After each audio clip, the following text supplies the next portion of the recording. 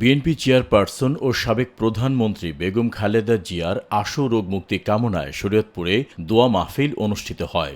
মঙ্গলবার আসরের নামাজের পর শহরের মনোহর মোড় মাটির হাড়ি রেস্তোরাঁয় এই দোয়া মাহফিলের আয়োজন করেন জেলা যুবদল।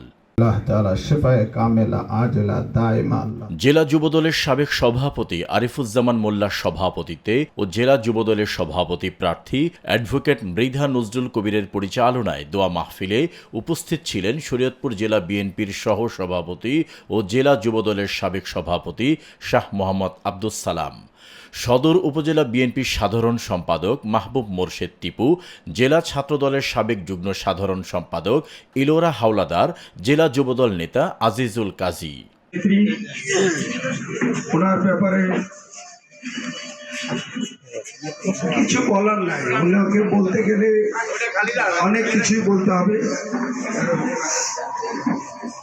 মৃত্যু আমাদের প্রত্যেককেই হতে হবে, তবে এমন একটি সময় দীর্ঘদিন খুনি স্বৈরাচারী শেখ হাসিনার রোষানলে পড়ে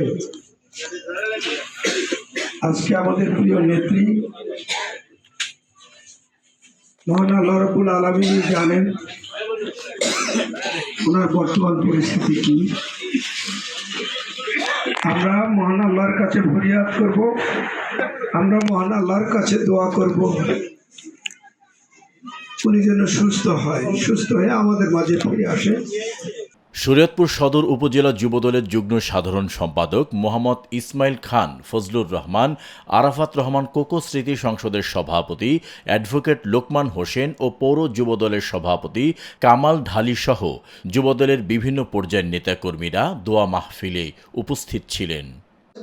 আপনারা সবাই জানেন, বহুত কাগজে মিনতি করার পরও, অনেক অনুরোধ করার পরও, বিভিন্ন রাষ্ট্র থেকে প্রেসার দেওয়ার পরও এই স্বৈরাচারী শেখ হাসিনা আমার নেত্রীকে চিকিৎসা করার মতো সুযোগ করে দেন নাই, একটু চিকিৎসার ব্যবস্থা করে দেন নাই।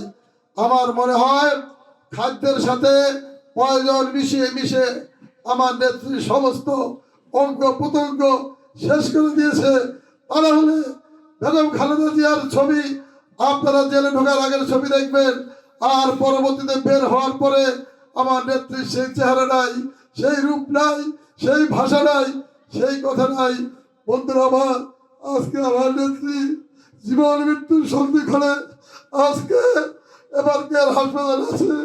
আজকে আমাদের দোয়া করা ছাড়া আর কোনো অবস্থা নাই। এ সময় বেগম খালেদা জিয়ার দ্রুত সুস্থতা, দীর্ঘায়ু এবং দেশের শান্তি, সমৃদ্ধি ও গণতন্ত্র পুনরুদ্ধারের জন্য দোয়া করা হয়। নিরপেক্ষ, সত্য প্রকাশে আপোষহীন।